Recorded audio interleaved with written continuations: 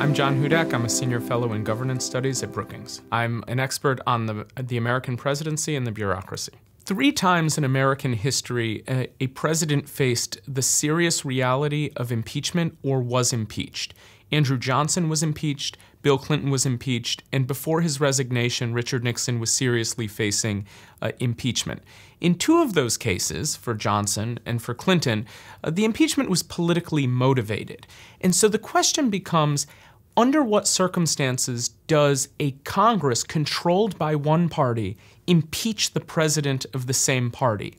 It's a politically difficult calculus for that party, and it's something that becomes very risky if ultimately they cannot carry out that move.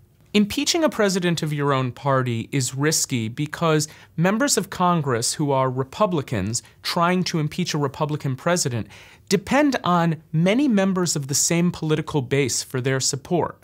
In the contemporary context, voters who supported Donald Trump also supported Republican members of the House and Republican senators. So to try to remove the president risks for many Republicans alienating those voters who voted for Donald Trump. This is true for Democrats under unified control of Congress. It's true for Republicans under unified control of Congress. It becomes, from a political perspective, very difficult both to show voters that this is prudent and to prevent voters from lashing out at that party.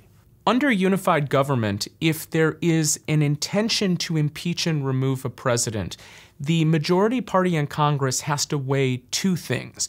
One is, will we suffer more politically if we impeach and remove a president?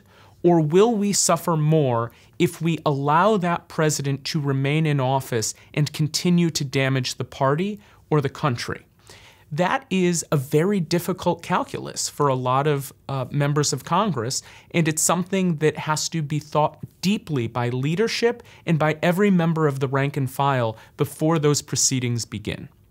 Because impeaching a president of your own party is such a politically risky move, it's likely that you would not hear from that party even whispers of consideration of impeachment until they were certain that they could get majority support for impeachment in the House and 2/3 support for removal in the Senate. The most devastating outcome for a party would be to impeach a president of your own party and then fail to have the votes to remove him from office.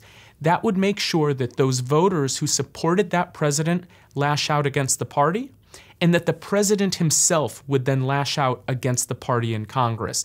That is a lose-lose situation for a party under unified control.